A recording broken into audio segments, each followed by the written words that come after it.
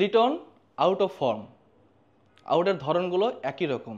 সাদা বলের ক্রিকেটে পাওয়ার প্লেতে যেরকম শুরু দরকার সেরকম শুরু এনে দিতে পারছে না।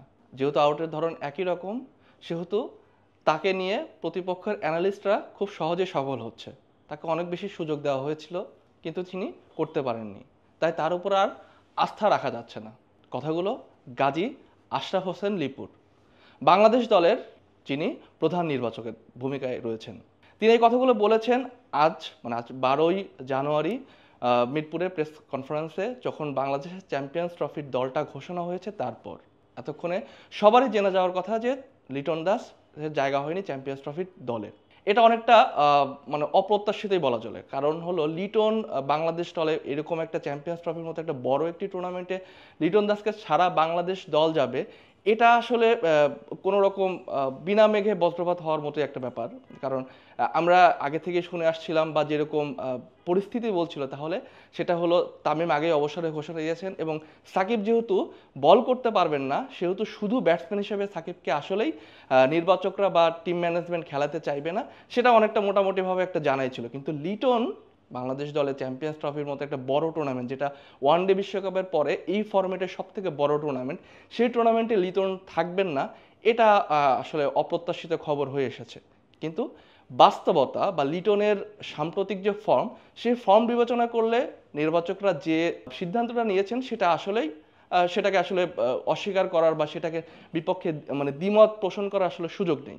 কিন্তু লিটনই এটা এমন একটা জায়গা, এবং বাংলাদেশের সব কিছুতে ধরুন যখন কোনো টুর্নামেন্ট খেলতে যায়, সেটা আপনি বিশ্বকাপ ফুটবল বলেন, বিশ্বকাপ ক্রিকেট বলেন, বা চ্যাম্পিয়ন্স ট্রফি বলেন, এই ধরনের টুর্নামেন্টে সবসময় একটা একটা এক্স ফ্যাক্টর দরকার পড়ে, যে এমন একজন খেলোয়াড় থাকবেন যে আসলে ম্যাচের মোড় ঘুরিয়ে দিতে পারেন। বাংলাদেশ টিমে যেহেতু তামিম নেই, সাকিব নেই, সেই জায়গাটাতে যদি সাম্প্রতিক সময়ে যদি হিসাব করা যায়, তাহলে লিটনকে ওই জায়গাটাতে দেখা হচ্ছিল। হ্যাঁ, লিটনের খারাপ ফর্ম আছে বা লিটন রান পাচ্ছে না, সেটা অবশ্যই ঠিক, সেটা অস্বীকার করার সুযোগ নেই, যেটা আমি প্রথমেই বললাম।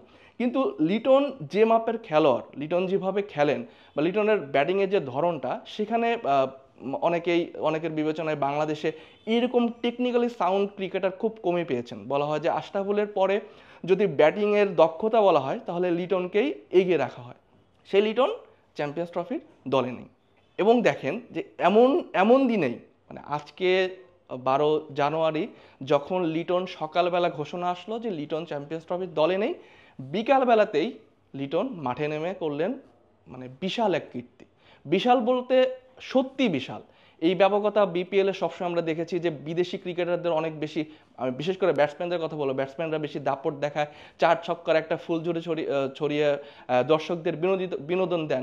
সেই জায়গায় লিটন তার এই জবাবটা, বাদ পড়া, চ্যাম্পিয়ন্স ট্রফি থেকে বাদ পড়ার জবাবটা তিনি যে এত তাড়াতাড়ি দিবেন, বা এত জাস্ট কয়েক ঘন্টার মধ্যেই যে তিনি তার ব্যাটের মাধ্যমে জানান দিবেন, এটাও একটা ধরেন বিস্ময়কর একটা ব্যাপার।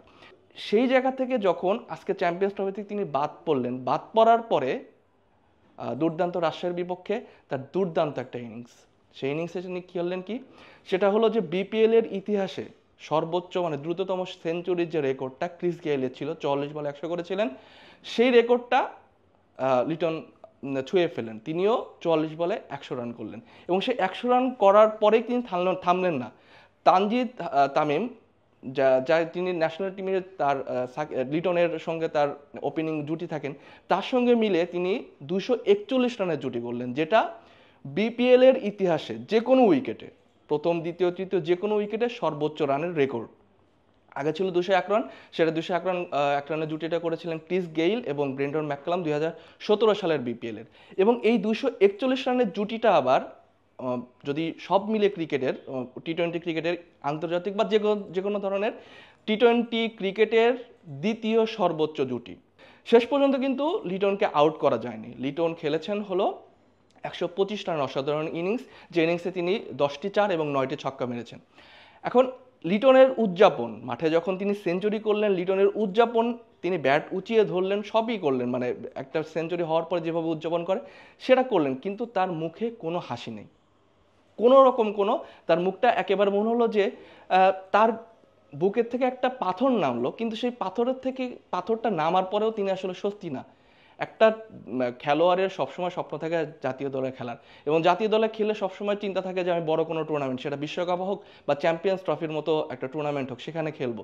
সেখানে যখন একটা একটা খেলোয়াড় ধারাবাহিকভাবে ন্যাশনাল টিমের একটা বলা যায় হলো রেগুলার একজন খেলোয়াড়, তিনি যখন হঠাৎ করে জানতে পারলেন যে তিনি আসলে টিমে নেই, চ্যাম্পিয়ন্স ট্রফিতে তিনি খেলতে যেতে পারছেন না, সেই দিনেই সেই দিনেই তিনি তিনি রেকর্ডময় একটা ইনিংস খেললেন।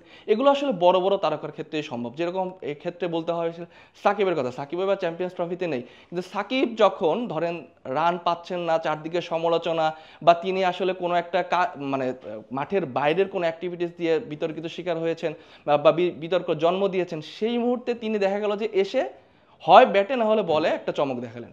সেই শক্তির জায়গাটা আজকে লিটন তার ব্যাটের মাধ্যমে দেখালেন, এবং এই ইনিংসটা যে আজকে তিনি যে ঢাকা ক্যাপিটালসের হয়ে যে 125 রানের অপরাজিত একটা ইনিংস খেললেন, সেই ইনিংস দিয়ে লিটন তার যে প্রথমে যে গাজী আশরাফ হোসেন লিপুর যে কথাটা দিয়ে শুরু করেছিলাম, তিনি বলেছেন যে আস্থার জায়গাটা নেই, পাওয়ার প্লেতে ঠিকভাবে লিটন তার ব্যাটিং করতে পারছেন না, যেভাবে রানটা আসা দরকার সেভাবে তুলতে পারছেন না।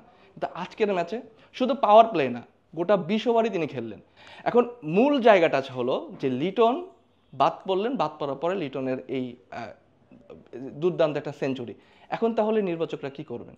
কারণ পারফরমেন্স দিয়ে তো একটা খেলোয়াড়কে বিচার বিবেচনা করা হয়।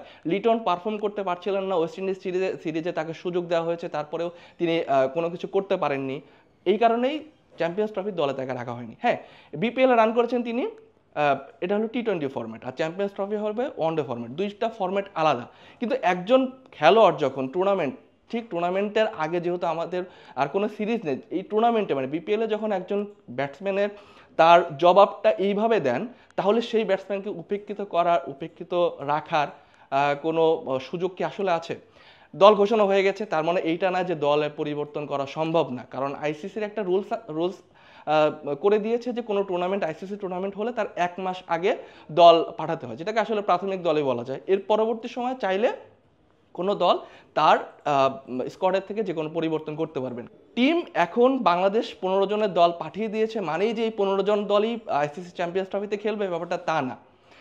লিটন আজকের ম্যাচে যে খেলাটা খেললেন, স্বাভাবিকভাবেই এই খেলাটা যদি একদিন আগে করতেন, বা আগামীকাল যদি চ্যাম্পিয়ন্স ট্রফির বাংলাদেশ দল ঘোষণার দিন থাকতো, তাহলে নির্বাচকরা কি করতেন? তখন নির্বাচকদের তো ব্যাখ্যা দেওয়ারও তো জায়গা থাকতো না। ব্যাখ্যা বলতে এরকম যে লিটন রান পাচ্ছে না, আজকে অনায়াসে বলেছেন গাজী আশরাফ হোসেন লিপি, এবং এটাই স্বাভাবিক যে তিনি রান পাচ্ছেন না, স্বাভাবিকভাবে তিনি বাদ পড়েছেন। কিন্তু যখন সেঞ্চুরি করেছেন একজন ব্যাটসম্যান, সেই ব্যাটসম্যানকে যখন আপনি বাদ দিবেন, কোন ব্যাখ্যায় তাহলে বাদ দিতে পারতেন? আসলে এই চ্যাম্পিয়ন্স ট্রফির শেষ বলে কোনো কথা নেই, মানে দল নির্বাচন নিয়ে শেষ বলে কোনো কথা নেই। আরও হয়তো বা সামনে দল নির্বাচনের ক্ষেত্রে যে আমরা 15 জনে পাঠিয়েছি, 15 জনে যে কেউ বাদ পড়তে পারেন, যে কোনো ইঞ্জুরির সমস্যা কারণে হোক বা অন্য যে কোনো প্রবলেমের কারণে হোক। আমি বলছি না যে লিটনই চান্স পাবে, অন্য যে কেউ আসতে পারে, সেটা বোলিংয়ের ক্ষেত্রে হতে পারে বা ব্যাটিংয়ের ক্ষেত্রে হতে পারে, যে কোনো জায়গায় হতে পারে। কিন্তু লিটন তো এখন কাজটা আরও কঠিন করে দিলেন। কারণটা হলো যে যেহেতু চ্যাম্পিয়ন্স ট্রফির যে দলটা ঘোষণা করেছে, দল পরিবর্তনের সুযোগ রয়েছে। শুধু বিসিবি না, যে 8টা দল অংশগ্রহণ করছে, 8টা দলেরই পক্ষেই তাদের স্কোয়াডে পরিবর্তন আনা সম্ভব। এখানে একটা মজার কথা বলে, সেটা হলো 2024 বিশ্বকাপের আগ মুহূর্তে খবর বা ভারতীয় মিডিয়ায় একটা মানে গুঞ্জন বা খবর এলো যে বিরাট কোহলি নাকি বাদ পড়ছেন টি-20 বিশ্বকাপে। বিরাট কোহলির মতো একজন খেলোয়াড় টি-20 বিশ্বকাপের মতো একটা মঞ্চে খেলতে পারবেন না, এটা আসলে অবিশ্বাস্য একটা মানে খবর হয়ে এসেছিল। বিরাট কোহলিকে বলা হয়েছিল যে তুমি যদি আইপিএলে রান না করো, মানে 2024 ওয়ার্ল্ড কাপের আগে আইপিএল ছিল, আইপিএলে যদি তুমি রান করো তাহলেই তুমি ওয়ার্ল্ড কাপে থাকবা, যদি রান না করতে পারো তাহলে কিন্তু তুমি থাকতে পারবে না। তো বিরাট কোহলি এই কথাগুলো আসলে অজিত আগারকারের নেতৃত্বাধীন নির্বাচক কমিটি বলেও থাকুক বা না বলে থাকুক, যাই করুক, কিন্তু বিরাট কোহলি আইপিএলে দুর্দান্ত পারফর্ম করে তার মানে আইপিএল ক্যারিয়ারে সর্বোচ্চ রান, মানে এক মৌসুমে সর্বোচ্চ রান একটা রেকর্ড করে তিনি বিশ্বকাপ খেলেন এবং সে বিশ্বকাপ জিতলেনও। তো লিটনকেও কি সেরকম কোনো বার্তা দিয়ে রেখেছেন এই আমাদের গাজী আশরাফ হোসেন লিপুর নির্বাচক কমিটি? দিতেই পারেন। হয়তো বা লিটনকে বলতে পারেন যে তুমি বিপিএলে পারফর্ম করো, তারপর আমরা তোমাকে দলে পাঠানো যাবে কি না যাবে সেরকম একটা ব্যাপার আমরা দেখব। বললেও বলতে পারে, যদি এটা বলে থাকে অবশ্যই সেটা লিটন যে সুন্দর মতো গ্রহণ করে আজকের এই ইনিংসটা খেললেন এটা বলাই যায়। তারপরে বলা যায় না যে চ্যাম্পিয়ন্স ট্রফির দলে লিটন আদৌ থাকবেন কি থাকবেন না, কিন্তু পারফরমেন্স দিয়ে লিটন তার জবাবটা অন্ততপক্ষে আজকের ম্যাচে দিয়ে রাখলেন। সামনে আরও কয়েকটি ম্যাচ আছে, দেখা যাক লিটনের ব্যাটে একই রকম ধারাবাহিকতা থাকে কিনা। তো সেই পর্যন্ত দেখা যাক চ্যাম্পিয়ন্স ট্রফির দলে আসলে বাংলাদেশ দলে পরিবর্তন আসে কিনা বা লিটন দলে ইনক্লুড হয় কিনা। ধন্যবাদ আপনাদেরকে।